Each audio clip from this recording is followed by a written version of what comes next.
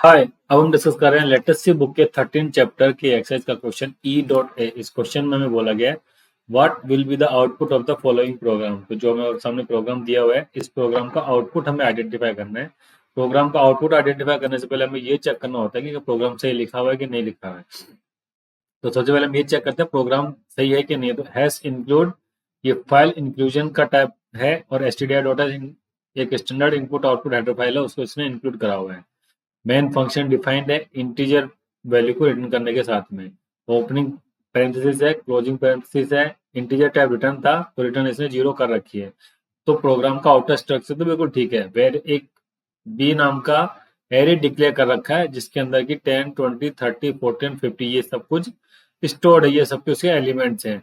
Int आई नाम के variable declare कर रखा है। फॉर आई को 0 से स्टार्ट करके लेस देन इक्वल टू 4 तक लेके गए। और आई प्लस प्लस इसके अंदर प्रिंटअप में क्या जाएगा, %d star b plus i. तो मतलब क्या बोला इसने, value at address of b plus i. इसका आउटपुट क्या होगा, इसका आउटपुट क्या होगा 10, 20, 30, 40, 50। क्यों होगा, ये जो लिखा हुआ है b प्लस आई की वैल्यू तो आ रही है 0। तो star at value at b, तो बी जब भी हम इस तरीके से काम करते हैं तो ये एरे के एड्रेस को डिनोट करता है। बी प्लस आई का मतलब इनको इंडेक्स को शो करता है। तो बी प्लस आई सबसे पहले बी का जो भी एड्रेस रहा होगा उसकी वैल्यू को ही प्रिंट कर देगा। तो सबसे पहला एलिमेंट के अंदर 10 को प्रिंट कर देगा।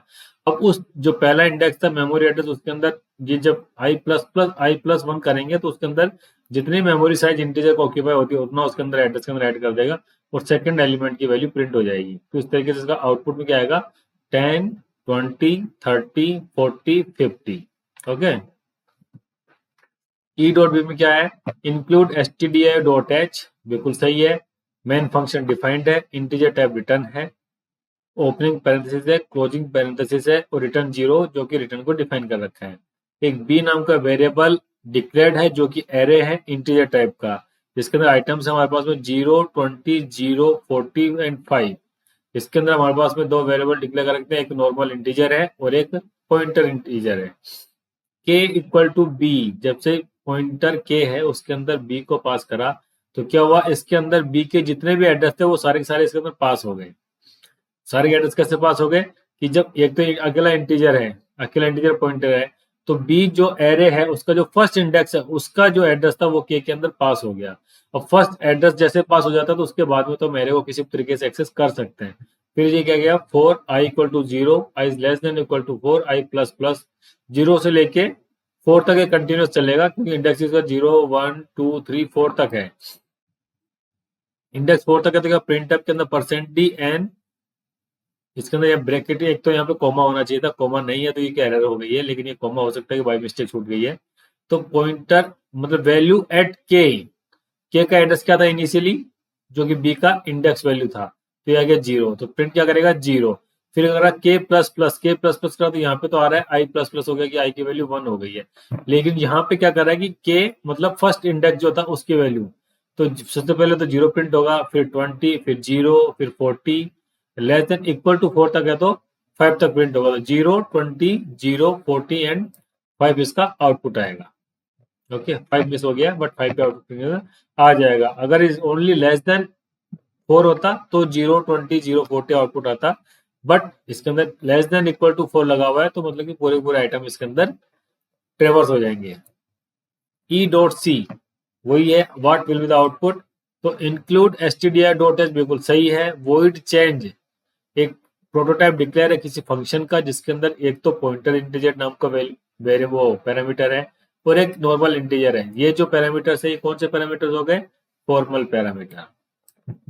मेन फंक्शन जो डिफाइंड है जो इंटीजर टाइप को रिटर्न करता है, तो रिटर्न के अंदर 0 कर रहा है तो इंटीजर टाइप पे तो ठीक है। ओपनिंग पैरेंथेसिस हो गए, क्लोजिंग पैरेंथेसिस हो गए। इंटीजर टाइप का एक वेरिएबल डिक्लेयर है जिसका नाम है a और जिसकी साइज कितनी हो गई 3 to 5, मतलब 5 साइज का एक एरे डिक्लेयर है जिसकी वैल्यूज है। ये स्टेटमेंट में सही है। आई एक वेरिएबल डिक्लेयर्ड है जो कि इनिशियलाइज नहीं है। अब यहाँ पे हमने क्या करा, चेंज के अंदर क्या भेजा a,5 और यहाँ पे पॉइंटर इंटीजर है और ये 5 है। तो सबसे पहले हम जाएंगे चेंज a5 के ऊपर की चेंज a5 के अंदर क्या रहा है, ये तो एक वैल्यू पास हो गई।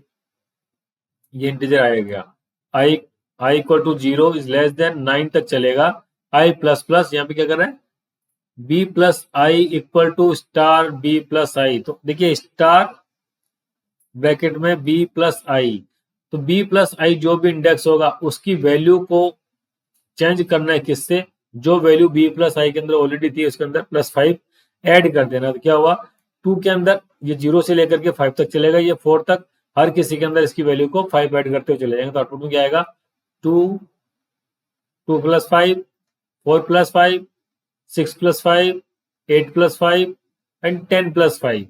उसके बाद में इसने इनकी वैल्यूज को यहाँ पे प्रिंट करा हुआ है लेस देन इक्वल टू 4 तक। तो सबकी वैल्यू क्या होगी, 7 9 11 13 एंड 15। तो ई डॉट सी का ये आउटपुट हो गया। इसके अंदर सिंपल सी चीज समझने क्या थी, ये जो लिखा हुआ है b plus I, value at B plus I, B plus आई, यहाँ पे बी तो एरे का जो बेस इंडेक्स है उसको शो कर रहा है और आई उसके इंडेक्स एलिमेंट के अकॉर्डिंग ऐड होता हुआ जा रहा है। तो वैल्यू एड बोल रहा है तो बी प्लस आई जब पास यहाँ पे बी के अंदर कर रखा है एड्रेस, तो एड्रेस पास होता है फर्स्ट एरे के फर्स्ट इंडेक्स का। उसके बाद में जो डेटा टाइप है एरे का, उतने ही नंबर ऑफ बाइट्स उसके अंदर एक एक इंक्रीमेंट करने पे ऐड होते हुए चले जाते हैं। Okay, E dot D include stdi dot H, बिल्कुल सही लाइन है। इंट मैन बिल्कुल सही है, ओपनिंग हो गया क्लोजिंग हो गया, और यहाँ पे इंटीजर डिफाइंड है तो रिटर्न के अंदर भी इंटीजर भेज रहा है कि 0, यहाँ तक ठीक है। अब स्टैटिक इंट A5 एक वेरिएबल है, स्टैटिक है। Int i equal to 0, i is less than equal to 4, i plus plus, और आउटपुट में क्या रहा, प्रिंटअप %d/n AI। तो जो भी वैल्यूज आ रही हैं इस पूरे प्रोग्राम के अंदर, क्या ये स्टैटिक A5 के अंदर हमने कोई भी वैल्यू इसके अंदर अभी इनिशियलाइज करी भी नहीं है, तो कोई भी गार्बेज वैल्यू इसके अंदर आ सकती है। तो स्टैटिक के अंदर गार्बेज वैल्यू जनरली 0 आती है, तो आउटपुट के अंदर बस हमने 0 ही आउटपुट में आ गया है। ई डॉट ई क्या बोलता है, इंक्लूड stdi डॉट एच, बिल्कुल सही लाइन है। इंट मैन बिल्कुल सही है, ओपनिंग हो गया, ये क्लोजिंग हो गया। इंट A5 एक वेरिएबल डिक्लेयर्ड है जो कि एरे है, इंटीजर डेटा टाइप उसका डेटा टाइप है, उसके अंदर वैल्यू जो हमने इनिशियलाइज कर रखी है वो कि 5 1 15 20 एंड 25। अब इंट आई जे के अलग से वेरिएबल डिक्लेयर्ड है जिसके अंदर के की वैल्यू इनिशियलाइज कर दी 1 और एम भी इसके साथ में इनिशियलाइज है। तो अब देखिए यहाँ पे क्या करें, i equal to plus plus A1। तो देखिए प्लस प्लस लगाया तो मतलब कि इससे पहले कि ये इक्वल के अंदर जाएगा उससे पहले ये इंक्रीज हो जाएगा। इंक्रीज क्या हो जाएगा, A1 क्या आएगा, ये 0 हो गया और ये 1 आ गया। 0 1 आया तो A1 की वैल्यू कितनी आ रही है, 1, तो उसको प्लस प्लस 1 करेंगे तो क्या हो जाएगा 2। तो यहाँ पे आई की वैल्यू कितनी आ गई, 2। अब जे के अंदर जा रहा है A1 plus plus, A1 plus plus, i की वैल्यू यहाँ पे 2, ए की वैल्यू हो गई यहाँ पे 2। तो ये क्या कह रहा है, j equal to a plus plus, मतलब कि जो 2 आ रहा था 2 के अंदर वापस से इंक्रीज हो गया कितने का, प्लस प्लस का, मतलब कि 3 हो गया, वापस ये 3 हो गया जे की वैल्यू।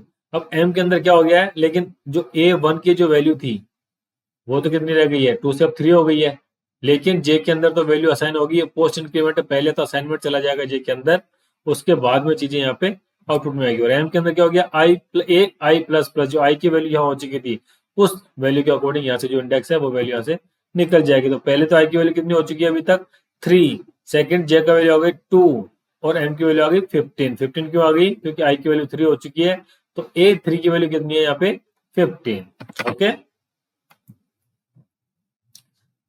तो ये इस एक्सरसाइज को हमने सोल्व कर लिया है। अगर अभी तक आपने चैनल को सब्सक्राइब नहीं करा है तो प्लीज चैनल को सब्सक्राइब जरूर करें। Okay, thank you.